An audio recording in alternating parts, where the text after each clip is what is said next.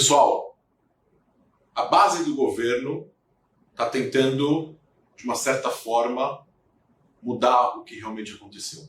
O que Lula falou, a sua comparação que quando Hitler foi matar os judeus, ele falou que nunca viu algo igual que está acontecendo em Gaza. Primeiro erro, tem várias guerras muito piores do que a guerra de Gaza, com muito mais mortes, crianças e mulheres, Iêmen, Sudão, Afeganistão, Iraque, daria para ficar até amanhã dando exemplo sobre isso. E aí, quando ele usa o exemplo de Hitler, ele ataca diretamente os judeus e os israelenses. Tem muita gente do governo tentando passar panos. Estão tentando falar que, na verdade, isso não é um ataque a judeus ou a israelenses, mas é um ataque ao governo, abre aspas, de extrema-direita de Israel. Que Israel tem agora um governo que tem setores de extrema-direita não é novidade. Mas esse não é o ponto.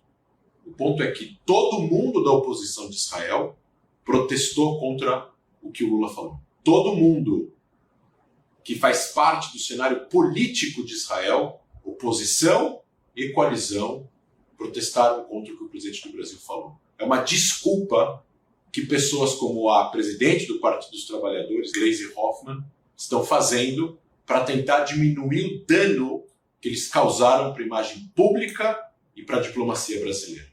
O ataque que ele fez há alguns dias é contra a memória do Holocausto. Não tem nada a ver com solidariedade dos palestinos. Isso é totalmente legítimo e precisa que seja dito isso por líderes mundiais. Solidariedade aos palestinos por causa da guerra que, de novo, foi iniciada no dia 7 de outubro por causa do ataque terrorista do Hamas, que matou 1.200 pessoas e sequestrou mais de 240. Mais uma vez, o que algumas lideranças políticas do Brasil estão tentando fazer agora é tentar, de algum jeito, seguir o líder, mesmo que ele esteja escancaradamente errado. E ele está. Vejam só, então, quem está apoiando esse absurdo que ele falou há alguns dias. O Hamas elogiou a fala dele. A ditadura da Venezuela elogiou a fala dele. O ex-presidente da Bolívia, Evo Morales, elogiou a fala dele. Ditadura cubana elogiou a fala dele.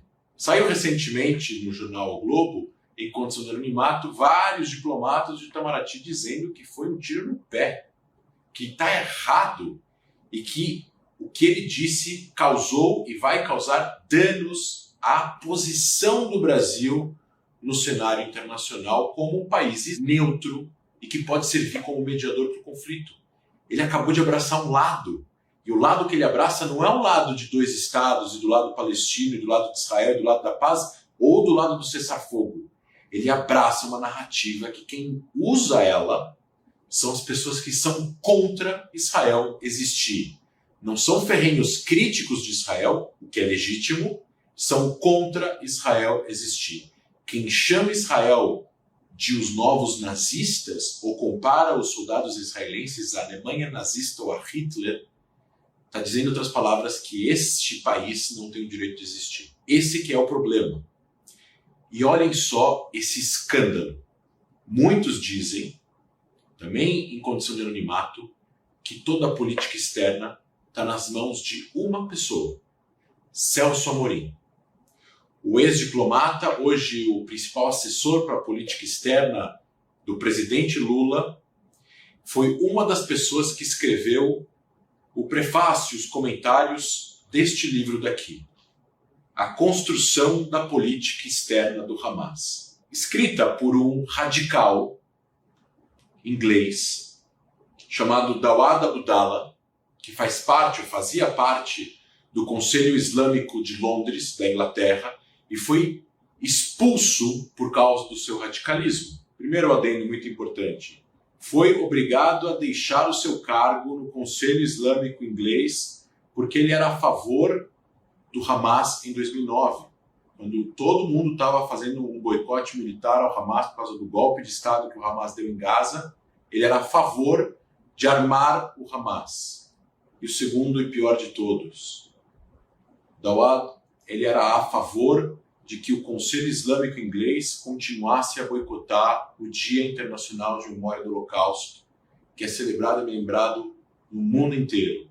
E quando o Conselho, então, sentou e decidiu tirar o boicote já de 6 anos que existia, ele votou contra. Esse é o autor do livro que o Celso Amorim foi uma das pessoas que escreveu o prefácio. Daoud escreveu esse livro e elogia o Hamas. Ele fala que o Hamas é necessário para proteger os direitos do povo palestino. Celso Amorim escreve um dos prefácios, que eu vou ler agora para vocês uma pequena parte dele. Durante esse período, quando ele foi ministro das Relações Exteriores, em nossas conversas privadas, o presidente Lula e eu defendemos fortemente um diálogo amplo e não discriminatório entre palestinos. Nossos representantes em Ramallah visitaram Gaza e tiveram discussões com autoridades do Hamas. Lembram quando teve o atentado que eles disseram que o governo brasileiro não tem nenhum contato com o Hamas? Aqui o próprio Celso Amorim diz o contrário. Foi com grande interesse que percorri o trabalho bem pesquisado de Daoud Abdallah, o autor do livro, que esclarece um aspecto essencial da evolução do Hamas, sua dimensão internacional.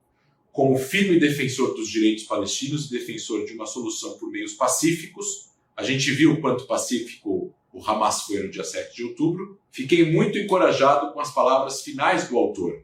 2 pontos. Através de maiores esforços diplomáticos e alianças globais, o Hamas pode desempenhar um papel central na restauração dos direitos palestinos.